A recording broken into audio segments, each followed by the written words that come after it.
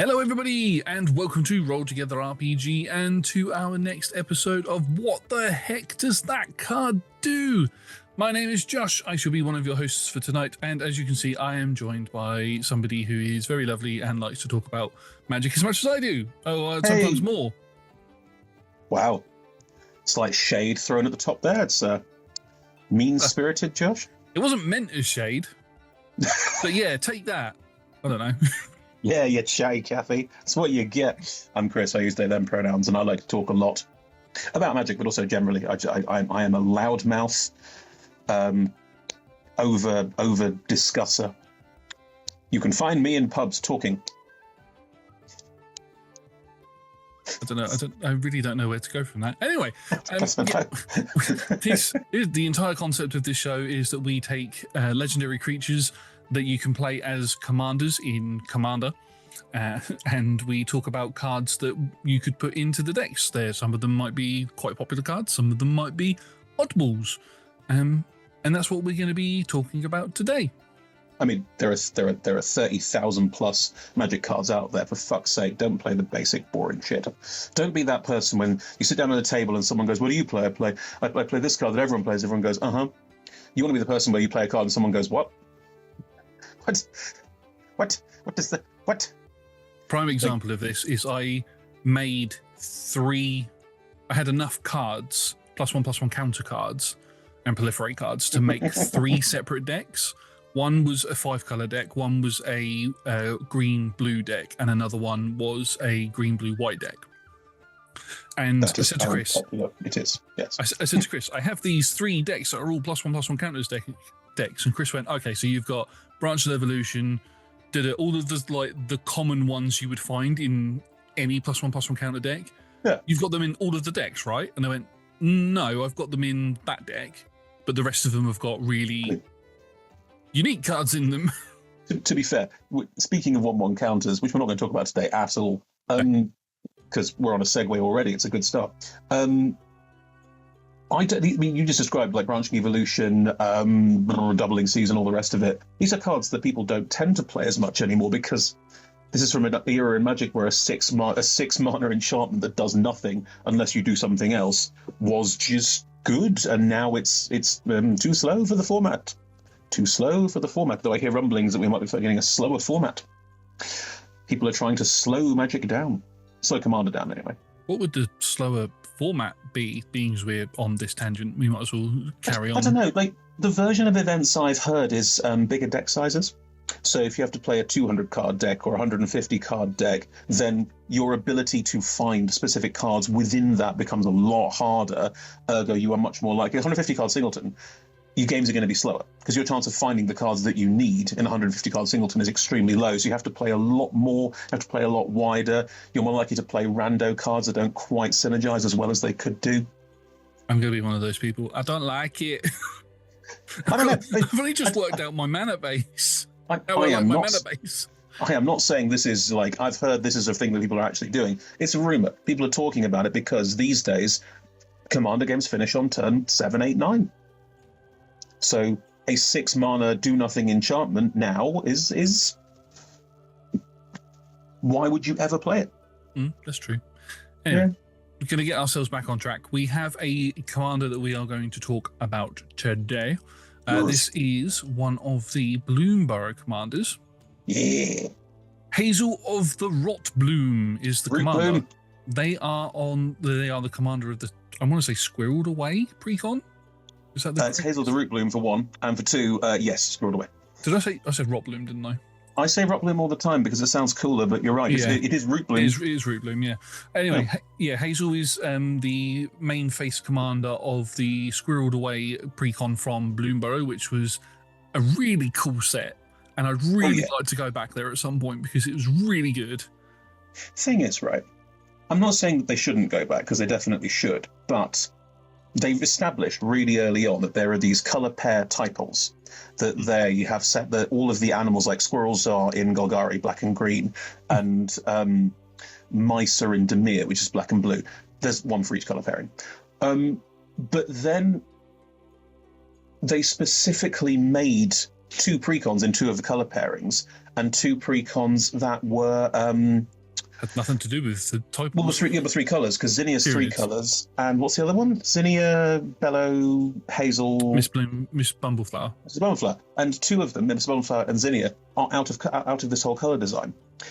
So if they did it, they would need to find some way, like they did with Tarkia, to continue this process of, are all of these animals in specific color pairings? Because they mentioned there are some animals that fall outside of these sort of big old tribes. Like there's a fox in Bumbleflower who is Mr. Foxglove. Yeah, Foxglove, that's right. And there's a couple other animals where they don't exactly fit the stereotype of the animals, and there's actually different ones. So they could play around with that and play around with the idea of outside of tribe, or 3 color conurbations of the tribes, and then have 2 precons that were 2 other big groups, that like 2 other classic like duels, and then 2 other interesting ones as well. I think the backup commander for the Family Matters one, the Jeskai one, is a mouse, is Arthur, and as you said, the mice sort of form more between sort of Boros and so, but that adds an additional colour to it. Anyway, I suppose Helga as well, the story lead. If you read the Magic story, which makes you one of a very small number of people, Helga's a frog, and frogs are traditionally simic, but she's banned, so she gains white as well because she's sort of ostracized by the rest of the frogs for being, I think, a bit too odd. I think that was the point of the story. Yes, a bit too odd. I'm not going to finish that train of thought that people have had on that particular card. Anyway, Hazel of the Rootbloom is a 3/5 black, green, and 2 squirrel druid legendary creature that can be your commander, and has an effect where you tap her, you pay 2 life, and then you tap X untapped tokens you control. You add X mana in any combination of colors, and then at the beginning of your end step, you create a token that's a copy of target token you control. If that token is a squirrel, instead you create 2 tokens that are copies of it. So very, very good effect. I will say, as a sort of disclaimer now, Hazel was mentioned in our Sam and Frodo video that we did. Yes. A lot of the cards that we mentioned in the Sam and Frodo video that are black, green, or black and green would also work very well in Hazel. So if you'd like to go back and watch that, it's in our playlist and all of that sort of stuff. You can go check all of that out. We will try not to mention the cards that we mentioned in that video, but they may come up. But yeah, there's a section in the video where we talk about Hazel specifically as a good ad for that deck, and a couple of really good squirrels that are amazing. Frankly, any squirrels in Hazel are pretty good, and there are not a dramatic number of squirrel cards because they were seen as like a joke tribe for a really long time. You can find them on the EDH rec page. They are one of the most like Jatafang. Who is the backup commander for this precon? No, it wasn't. Odd Acorn Gang was. Of this precon is? No, it's the Odd Acorn Gang. Jatafang was in the precon. Was he not the backup? No, Odd Acorn Gang were, because they are very squirrel focused, they're still good in the deck, don't get me wrong. If anything, I would say that the precon itself plays pretty solidly out of the box. You don't need to do anything. If you want to just play it squirrel tribal, go to town. It's very, very good at being squirrel tribal because she duplicates squirrel tokens, and squirrels like to make squirrel tokens, and squirrel title cards like to make 1/1 squirrel tokens, so it's very easy to make a deck of cards that make a lot of 1/1 squirrel tokens, and then you make a ton of squirrel tokens, go wide, smash face. Where you want to be careful with the Sam and Frodo stuff we recommended beforehand is Sam and Frodo make a lot of food. Squirrels, again, as a tribe, like to make food. It's a thing that they do, especially Bloomburrow squirrels. Sam and Frodo, Sam wants to sacrifice the food. Sam wants to eat the food. Eating the food is good because Sam and Frodo eating the food makes Frodo better. So you want to eat the food. Whereas in this deck, you probably don't want to. A stockpile of food is really, really good because you can then tap Hazel, pay 2 life, and get 1 mana for each food you control. Yeah. I have this deck, and I frequently have turns where I will tap Hazel and go, cool, I now have 16 mana to play with, and it's turn 5. The problem I have more often than not with this deck is I run out of things to do with the mana. That's how good she is at generating mana. So it is worth considering that when you look at the Sam and Frodo cards. Ones that, like, where you gain life, things happen. When you sack food, things happen. You probably don't need them.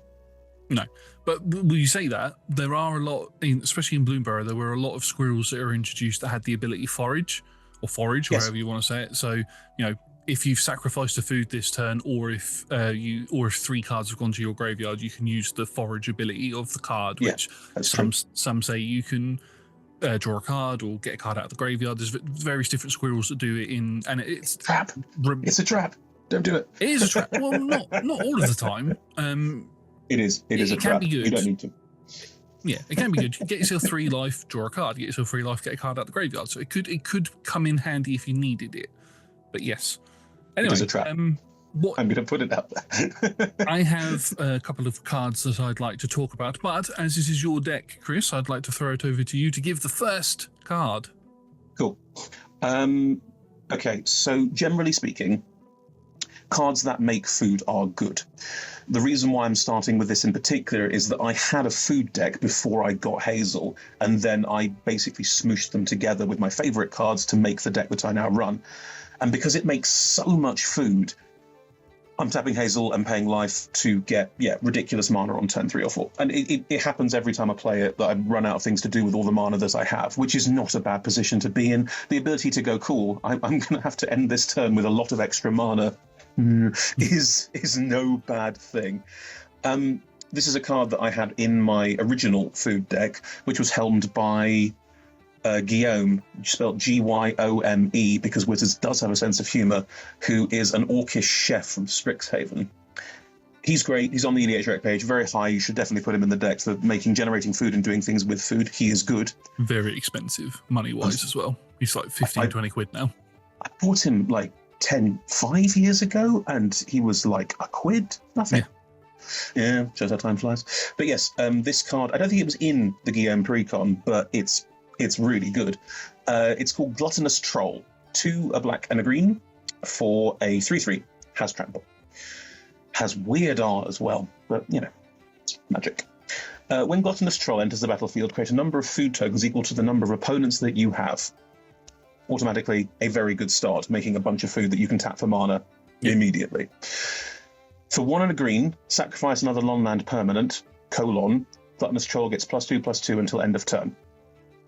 So, what do I use Gluttonous Troll for in my deck? Well, this is a very basic, bog-standard win con. Because you play it early, and it's a 3/3 with trample. People go, whoop-de-doo, that's not going to suddenly be a huge problem, is it? At which point, you make 3 foods, and they go, okay, like, you've got a lot of food now, what are you going to do with it? And you go, oh, nothing, I'll have it for mana to play a mana rock or whatever, and I pass it up. You just move it on a bit. Get to turn 8, and you have, say, I don't know, let's be reasonable about how this deck tends to go. 10 food? 15 food? At instant speed, on my turn, on attack, I attack with the Gluttonous Troll, and you go, you attack with it every turn, it's got trample, I've not blocked it because what is damage in Commander? I'll just let it through. You go, cool. I'm going to tap Hazel to get 15 green mana, and then I will spend 15 green mana and sack all these foods to make this troll give it +30/+30. It has trample.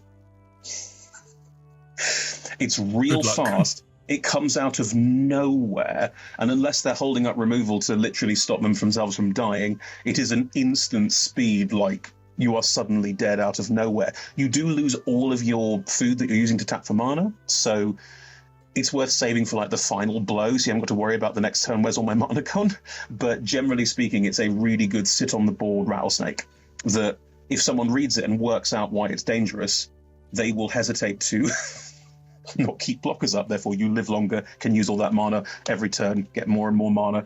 And also, if they don't understand it, you just sit there quietly and then suddenly kill them out of nowhere when they're not even expecting it. Yeah, exactly. You're making them go, oh, I guess I can block? How much health have I got? 20. Have you got 10 powers worth of creatures? No. Yeah. Oh, no. Yes. Or I have yet to come across that. Best of both worlds. Trample defend. Trample attackers are great when you attack someone. If you pump it enough, they'll die unless they sacrifice their commander. kismet. I could live, but is it worth it? Is always a great thing to put onto another player. Yeah, it definitely is. Right, and seriously, 20p. Gotta get it. I am going to come in with one of my favorite, not cards, definitely not cards, but for people who know me, I am a massive Warhammer 40,000 fan. Played it I stopped playing it about 3 years ago, but I still follow the lore and all of that sort of stuff because the game itself just I love that you're a 40k fan and you called it 40,000 like no one does. I know. Warhammer 40,000 or 40k for short. I haven't played it for quite a few years, since 8th edition, because they got into this massive habit of bringing out a new edition every 3 years and then bringing out new codexes for the armies. And then, so you're looking to spend like £100 every 3 years to continually keep playing the game, and then they take units and things out of your codex that you'd gone and bought, and basically it just wasn't fun to keep playing it, so I stopped. But anyway, hey Josh, there's a reason Games Workshop went from being a very small company to being a absolutely massive company very quickly. Oh yes, very quickly. But one of my favorite characters, my favorite army, is a Death Guard army, and my second favorite character from the Death Guard army is this card, Mortarion, Demon Primarch, and I have a visual representation of him. Oh, that's so much cooler than the card art. Yes, it is. Now, I'm going to hold this up during this entire segment. Why? It'll be really small on everyone's phone screens. This is how people watch YouTube these days. They don't watch it close up on a computer. I don't care. Okay. So, Mortarion, Demon Primarch. Do it as Mortarion. Like, hold it up to your face and go, I am Mortarion. Here are my abilities. I mean, this is the first time in like 3 years that he's come out of his little hidey hole, so I'm going to hold him up for as long as I can. Anyway, Mortarion is a black and 5/6 Demon Primarch who has flying, and he has Primarch of the Death Guard. At the beginning of your end step, you may pay X. If you do, create X 2/2 black Astartes warrior creature tokens with menace. X can't be greater than the amount of life you lost this turn, which works really well with Hazel because part of Hazel's tap ability is for you to sacrifice 2 life. So you're going to get, at minimum, 2 more of these. You're going to get the ability to make 2 Astartes warriors, which are tokens, which can then lead into the next turn and become tapping things for Hazel if you want them to. I mean, they are 2/2, with menace, so they are also pretty good attackers on your next turn. But I have a plan to make a Belladros Witherbloom deck, who's another card that we mentioned in the Sam and Frodo deck, and also very good in this. Yeah. Also very good in this. The plan in that deck is to play my turn out, tap all my lands, use Belladros' effect to take 10 life, untap all of my lands, and then during my end phase, tap all the lands again with Mortarion on the board to make that many. That's great. That's the plan with that deck. So, Mortarion works really well in this. I hadn't thought about that until I saw Chris play it, and then I was trying to, for ages, to work out a mono black deck with Mortarion as the commander, and I just couldn't get it to work because I could do damage to myself, but in black it's very hard to gain it back easily. So Mortarion is in my Hazel deck as well, and that's what I mean. Yeah, you have it in your Hazel deck, which made me think about it, and then I was like, I don't just want to copy Chris, so I'll make Belladros instead. All true. Mortarion is a very cool character, and for 5 and 1 black, he is very expensive to get out. However, what he is great for is if you have other ways to lose life, and frankly, you can put in a ton of cards that say you lose a lot of life. There's a new Spider-Man commander, Mr. Negative, who lets you swap life totals with someone, and that counts as loss of life. So there's no reason that you couldn't use that to suddenly make an absolute army of people. Not in this deck, because it's black and white, but yeah. I have to say, I've been Spider-Man cards. There's a couple that look really interesting, but the Mr. Negative card is like high on my list of like, probably going in Ratadrabic. Do I make another deck of its own? Probably going in Ratadrabic. This is true. Yeah. But yes, more tokens for the token god, which in this case is Hazel.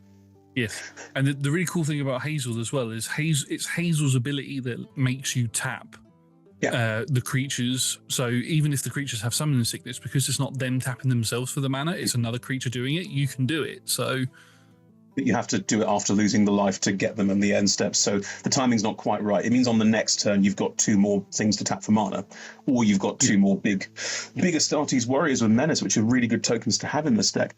Which does lead into my next sort of thing that I did with my deck, because... Say goodbye to Mortarion. Goodbye, Mortarion. He can go back on the shelf for another 5 years. Politeness. Does he appreciate that kind of politeness, Josh? Is he a polite demon Primarch? No, definitely not. 40k is so horrendous. It is. So, what I did when I got this deck is I went, cool, taking apart my food deck, no problem. And then I did the thing that I do with every deck I've ever owned and went, hang on, this just says token. It doesn't say artifact token. It doesn't say creature token. It just says token. I have a big soft spot for making dumbass tokens. I seem to have quite a few decks that make weirdo token copies of things, or make weirdo tokens of things you can replicate in other ways. And this one is the same. The ability to make a random ass token of something is really, really good, because you will get that token copy, which does whatever you need it to do, and then it also becomes part of your mana source forever. I'm going to start by talking about I'm going to call it the worst version of this effect. It's not bad, it's just the most basic. It's called a Mimic Vat. It's a 3 mana artifact. It has imprint. Whenever a non-token creature dies, you may exile that card. If you do, return each other card exiled with this artifact to its owner's graveyard. And then for 3 in tap, create a token that's a copy of a card exiled with this artifact. It gains haste, exiled at the beginning of the next end step. So, a lot of words. What it basically means is whenever something dies, you can exile it, which is a really useful effect. Oh my god. The ability for someone to, like, put a creature in their graveyard they can reanimate later, and you go, actually, that's just exiled forever under this, is already a bit of graveyard hate, always useful. For 3 in tap, and you have enough mana to do this, no problem at all, make a token copy of it. So if you've got, say, 3 food on the board, you tap the 3 food, make the token copy of whatever card you exiled with it, which is a creature that someone else owns. If that creature does stuff, if that creature interacts with anything, if that creature has some kind of ability, especially if it's an ability that comes when it lands on the battlefield, you get it immediately. Whatever the ETB is, you just get it. And then you can tap it for mana with Hazel's ability. So you can keep using it over and over and over again. And once I started making that connection, it was very quick jumps into how else can I make dumb token copies of nothing? Because we'll get to what makes it particularly fun in a minute, but Shelob, Child of Ungoliant, is a 4 black-green legendary spider demon with Death Touch and Ward 2. Not hugely relevant, although I do play... what's she called? The lady who makes spider, the spider who makes tokens every time someone casts an instant or sorcery spell. What's that one called? Astrata or something like that? Yeah, she's in the precon. And in fact, I could tell you what it is because I've got the precon list open here. It is... Arasta? Arasta of the Endless Web. Yeah, so she makes tokens, great. And Shelob gives those tokens Death Touch and Ward 2. It's not hugely relevant, but it's nice to have. Whenever another creature dealt damage this turn by a spider, i.e. Shelob, who's an 8/8 by the way, dies, she's an 8/8 with Death Touch, everything she deals damage to will die. Create a token that's a copy of that creature, except it's a food artifact with 2 and tap. Sack this artifact, you gain 3 life, and it loses all other card types. What it doesn't lose is all other abilities. So if you do it to a creature that has an ETB, you get the ETB off the food version of that creature entering the battlefield. And then if you copy it with Hazel, you get it again. And you can keep doing this and make hundreds of food versions of, I don't know, what's the angel that gives you 1 life whenever it enters, because it's in your Blink deck? Oh, Inspiring Overseer is the one I'm thinking of, because it gains you 1 life and you draw a card from it. Oh no, how terrible. Doesn't that sound perfect in this deck? Yeah. The ability to do that repeatedly is just bananas good. I also have a card called a Nightmare Shepherd. Again, very similar. Whenever another non-token creature you control dies, you may exile it. If you do, create a token that's a copy of that creature. It's a 1/1 and it's a night in addition to other types. From a 2 black flying enchantment demon 4/4. Same sort of principle, really. You're just making endless token copies of things, and then all of their ETBs still trigger, all of their leaves triggers if they have to get exiled with a Mimic Vat and that sort of thing. You can sacrifice them, and you're just making fodder to make more mana at the same time. In this deck in particular, you want to copy the squirrels, because when Hazel makes a token at the end of your turn, if it's a squirrel, she makes 2 of them. Mm. So we talked about Honored Dray Leader in Sam and Frodo, so I won't go into that in detail again. It's a big bad squirrel. If you're making multiple token copies of an Honored Dray Leader, they all get +1/+1 for each other squirrel you control and each other food you control. Which I've been against, and it is terrifying. What you suddenly end up with is a wall of Honored Dray Leaders that are all pumping each other. Like, oh no, it's a 1/1 nightmare copy. It's certainly a nightmare. It's not a 1/1. And that's, yeah. So that's all awesome in this deck. The ability to make token copies of nothing, of random crap, is great. Squirrels in particular are fantastic. But you can build yourself a board, a wide board, not just of 1/1 squirrel tokens, but of big things out of nowhere. It's great. There was a card that I was about to speak about, but this is the going off of what you were just saying. This is the perfect segue. If you build yourself loads of these tokens up and you do want to swing wide, what better way to do it than with preposterous proportions? Yeah. It is, or overrun. Or overrun or anything like that. Any unending stampede, whatever they're called. There's hundreds of overrun effects and they're all good. I picked this one in particular because of the artwork, which is large squirrels. It is a 2 green and 5 sorcery. Creatures you control get +10/+10 and gain vigilance until end of turn. Bananas. That is absolutely bananas. It's such a like you say, if you've got all of these squirrels on the board.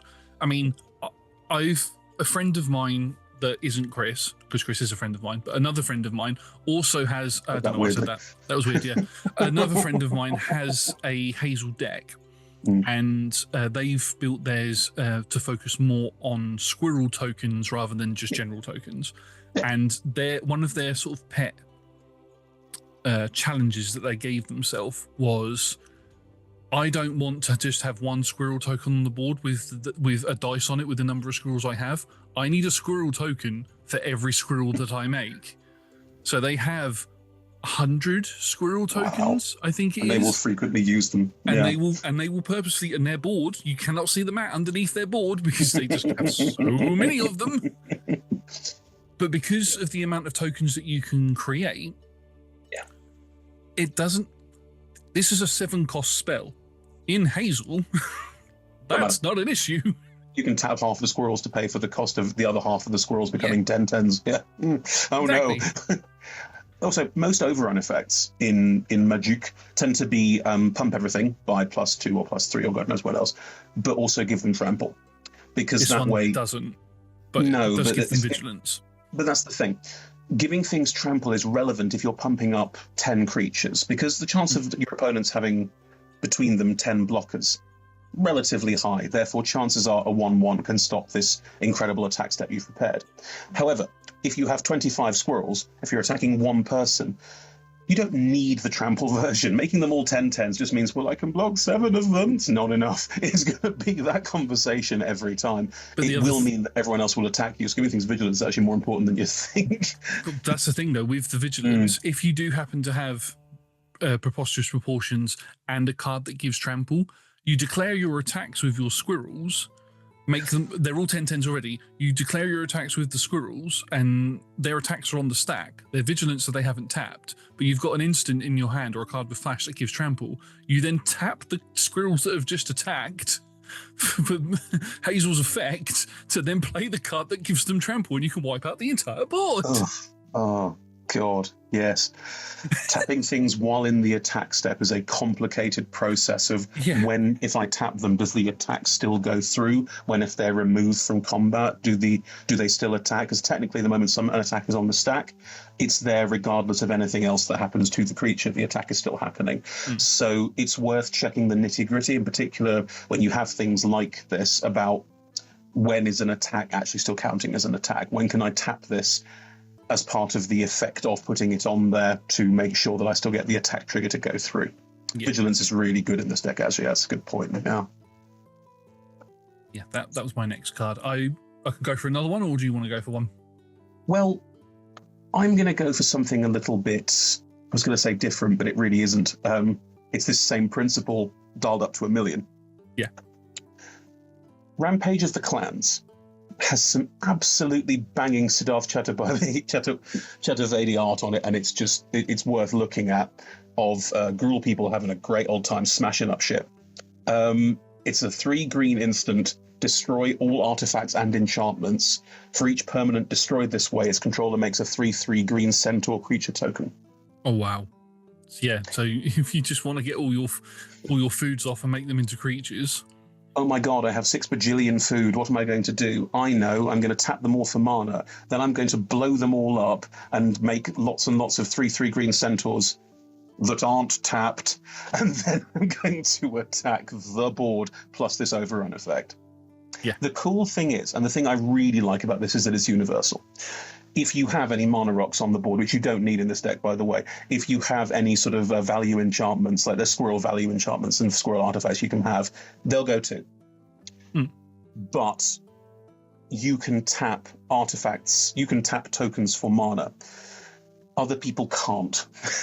So if you're blowing up all their mana rocks, all their value enchantments, all of their auras, everything else that's on the board, they will lose out on a lot of their mana generation. They'll be able to block some of your centaurs, but that's fine, because they will not be able to have the same kind of turn you can have. And on the next turn, you still have, presumably, 10 to 15 centaurs that didn't die in part of this attack step. That means you can tap them all for mana again if you don't want to attack again, or you can find a clever way to tap some of them to give the others a boost to just knock the whole board out. This is a really good end game card. It's not the world's best finisher, because chances are giving people blockers, which means it also you doesn't tend give to the creatures haste, does it? Each one destroy this way, its controller creates a 3/3 green centaur creature token. You're right, you don't get haste off it. Oh, but it's an instant. Cast on end step. Yeah, so cast it on end step.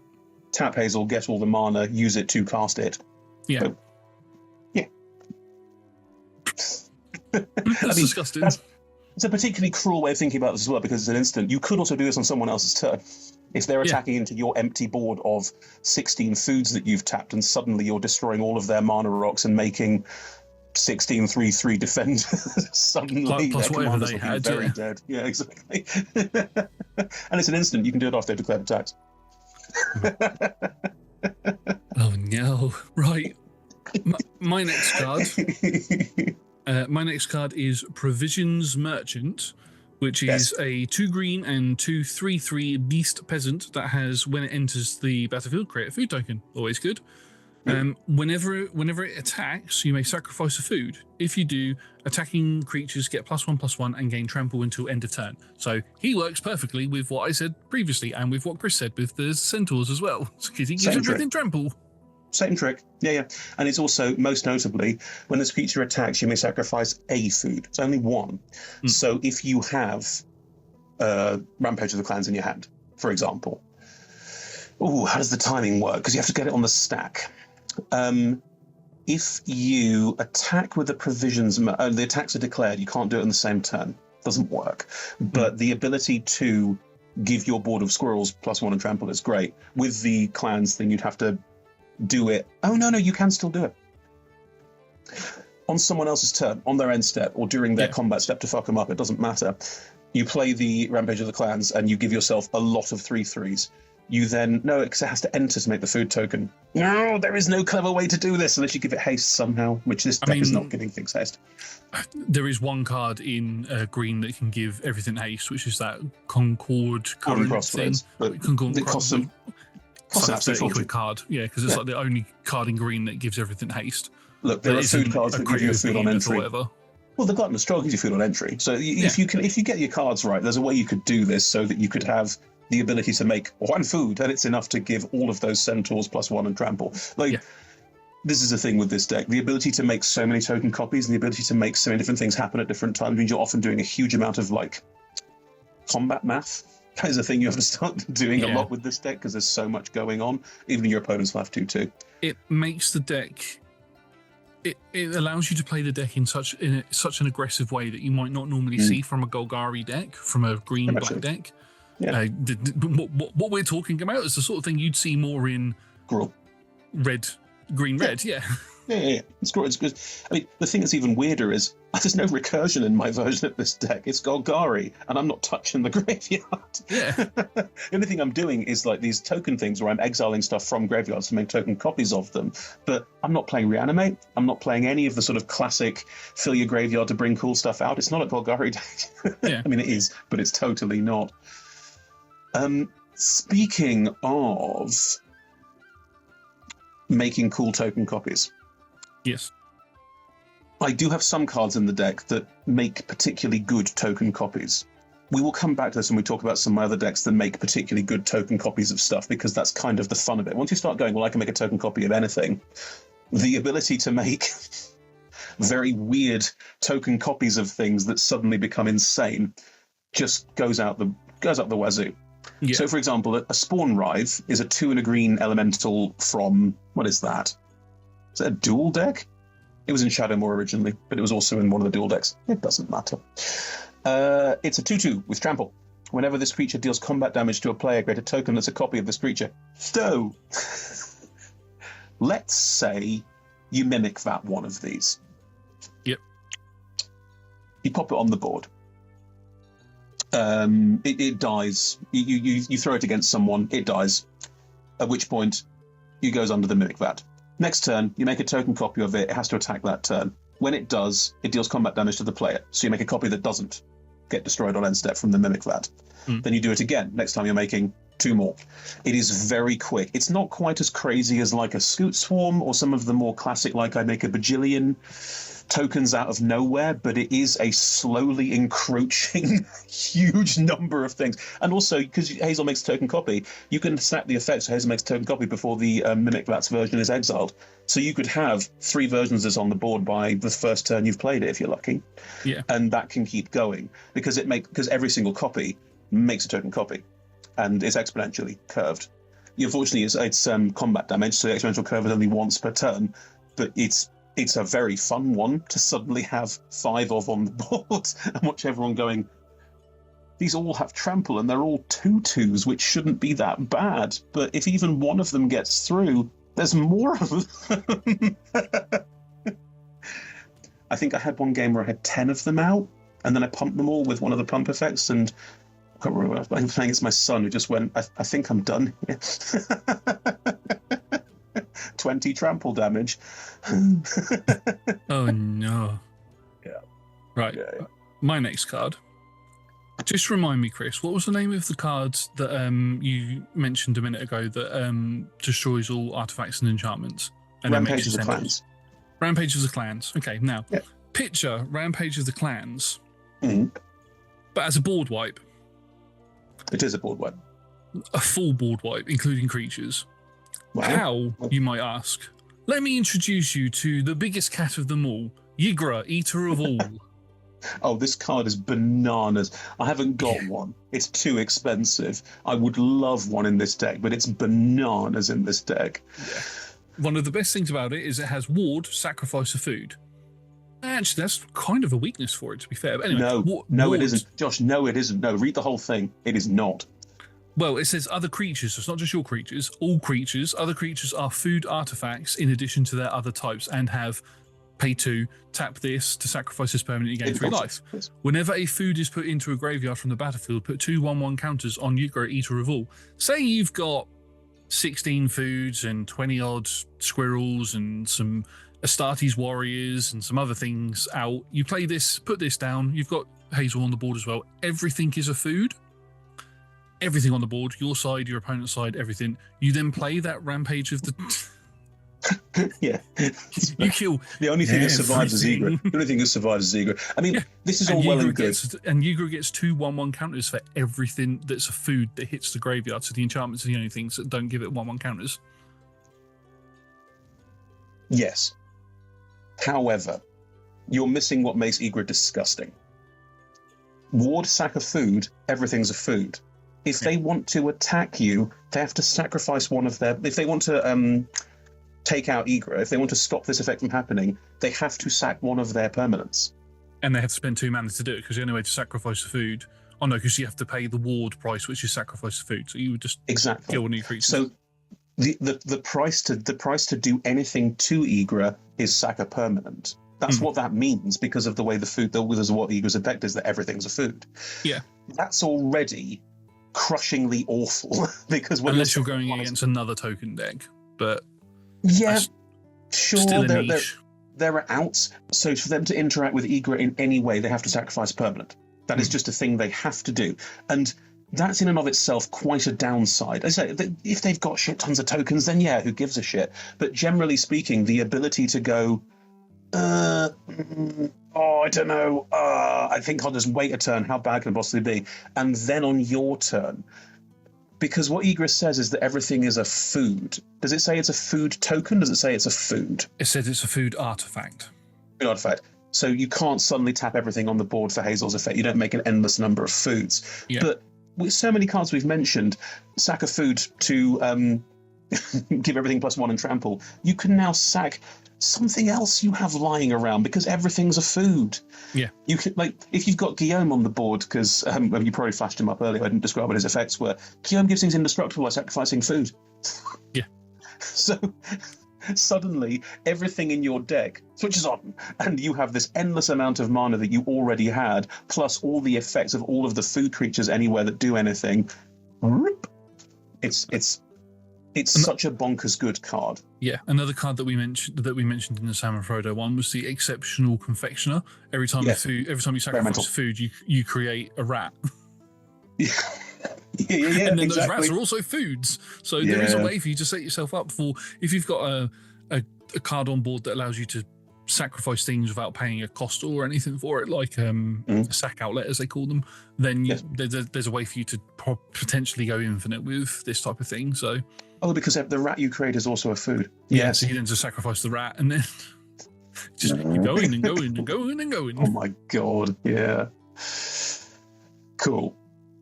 I've got one more card to talk about, and it's sort of a big, it's the big issue with the deck. I mentioned at the top of the show, it's going to come up as a thing about this. You end up with more mana than you know what to do with. You just do. You end up with huge amounts of mana on the board, and I have put in a couple of mana sinks. Just things where it's like X cost, do a thing.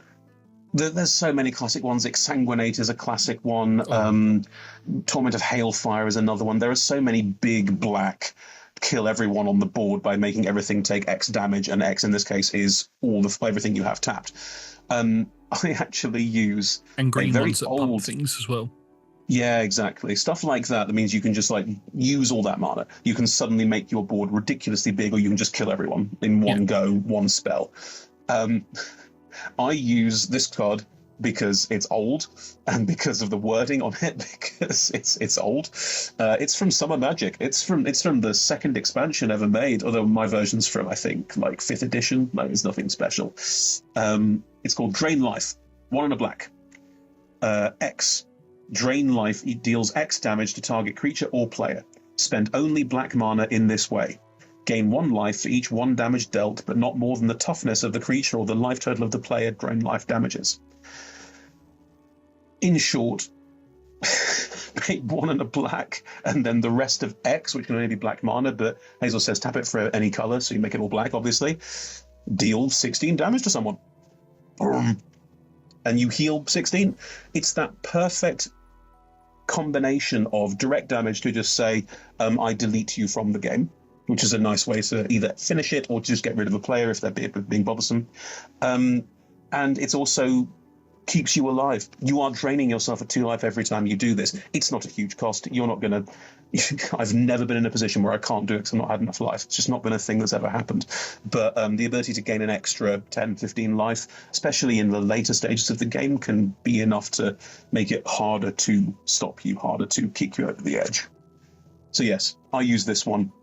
There are many others. I use this one because I play and people go, what? It's an Exsanguinate. And I go, sort of.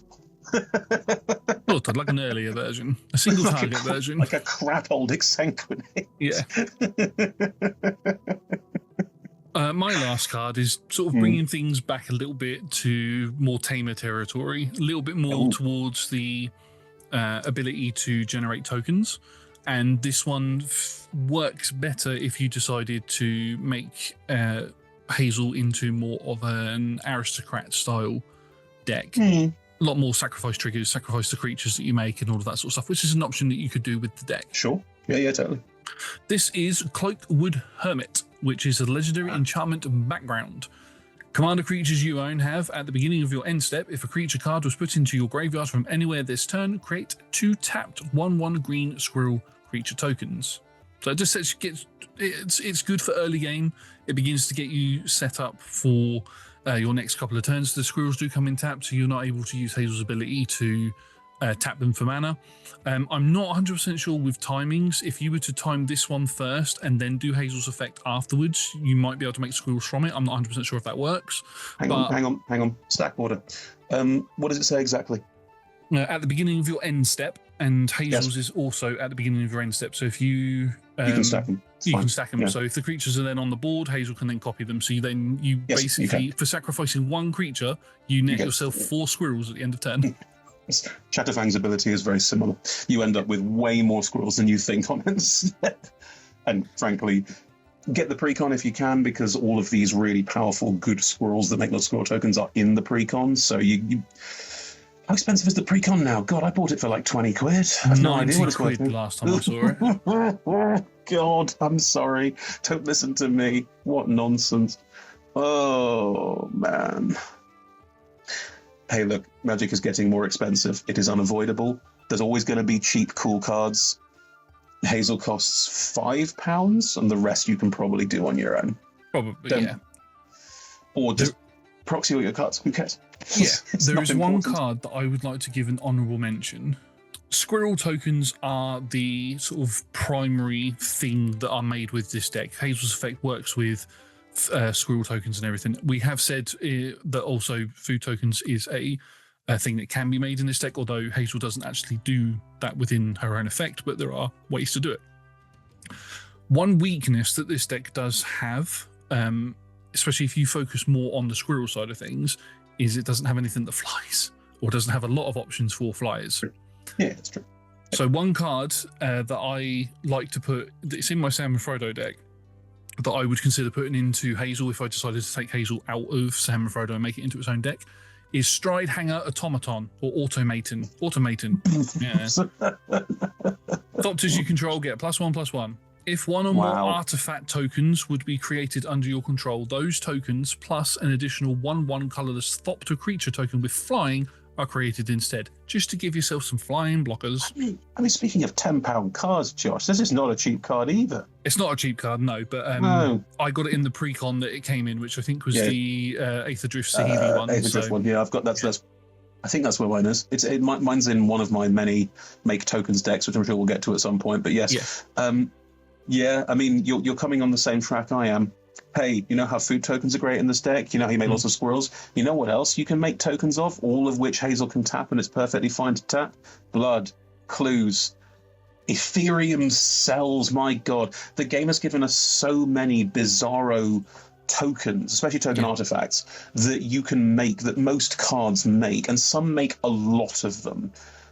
Not in these colors, it tends to be, so you have to really dig for stuff that works really, really well. But anything that has the ability to make tokens, other decks use tokens in different clever ways. In this one, you're just making things you can tap. Like, for example, this is a weird one, but Wilds of Eldraine, you can make token auras. Like a monster aura, a sorcerer aura, a royal aura, and a wicked one. There's a cursed one as well. They're the rolls, aren't they? They are. They're aura rolls. Yeah. In green and black, not the easiest thing to do, but if you can find ways to make them, these can also be tapped for mana, because it's an aura, it's attached to something, it doesn't do anything if you tap it or untap it, doesn't change its ability or effect in any way, shape or form, it's just there. I think I know which card you're going to say, but carry on. There's no specific card. I'm not talking about a specific card here. Oh, I was going to say, there was a Wilds of Eldraine precon that was in, I think, green and black, and the commander... No, it's not, because I had that precon, green-white. Oh, was it green-white? Yeah. Ignore that, Yeah, then. unfortunately. There are green cards that do this. I mean, the best one I've got, which is in a different deck that does a similar cool thing with tokens, is a blue one called Asinine Antics that puts 1/1 curse tokens on other people's creatures. You still control those enchantments. So if you have the ability to tap them, turn them into something else, whatever. Go for it. I don't have a specific card here. I'm just saying, if you're feeling a bit like everything's so expensive, I can't make a ton of squirrels, it's really bad, don't worry about it. Make something else. Junk tokens from Fallout, lander tokens from Edge of Drift. Not Edge of Drift, Edge of Eternities, and lander tokens, yeah. Munitions tokens from, that's only a red card makes that. But you see what I mean. You can make a ton of random weirdo tokens that will just all work exactly in the way that you want them to. You can tap them to have an effect. And even if you put them on something on someone else's board, you still control the enchantment. You can still tap the thing on someone else's board to get the effect that you want on yours. So it is definitely worth looking at any weirdo token you can possibly find, or any card that makes a lot of random tokens that don't do anything. It doesn't matter. I think in black, blood in particular strikes me as one you can probably make a lot of blood very quickly with like a rando vampire that suddenly alt-taps for mana on this. I've never bothered because I've got loads of squirrel things, but you could if all the squirrels are too expensive for you. Yeah. Big recommendation. Yeah. Yeah, I think there's quite a few blood token generator cards that came out without foundations, I think. So yes. Like cards that say when you deal combat damage, make a blood token or something like that, or when this card enters, make a blood token, enters or dies. There's lots of those types of ones. I don't know the name specifically, so the cards won't pop up. But it's more of a general recommendation. You could take this deck in a way where you turn up and everyone goes, "Oh, I know Squirrel Title," and you go, "No, blood." And something like, "What? Why?" I'm coming for your blood. I'm coming for your blood. Secretly a vampire. That would be so cool. If someone rocked up and said, "This is my Hazel deck," and you went, "Oh, right," and they went, No, it's a vampire typal deck. You go, what? What? Because making token vampires, a lot of vampire cards make token vampires. That's not hard to do. Making token vampires and then also making token bats and making lots of blood and then tapping it also mana, that'd be cool. I'd respect that heavily. Yeah. That's everything I got though. Yeah, I've got nothing else to talk about. So that is going to be the end of today's Hazel episode. That's the end of Hazel. Let us know in the comments down below if there are any other cards that aren't in Chris's deck list down below that you might want to suggest to. Hey, what cards have you got in your deck? The weirder the token, the more I want to hear about it. Yeah, or the weirder the card as well. Yeah. There's, like Chris said at the beginning, there are over 30,000 Magic the Gathering cards. We don't know all of them. So if there's any that you feel you'd like to highlight, please do put that in the comments down below. We are going to go. We will be back in 2 weeks. We're doing that YouTube thing, aren't we? Please like, comment, subscribe. Anyway, we're going to go. Thank you very much, everybody. We will see you in a couple of weeks where we are going to talk about our next commander, which is, Chris? Bellow, Bard of the Brambles, Bloomburrow kick continues.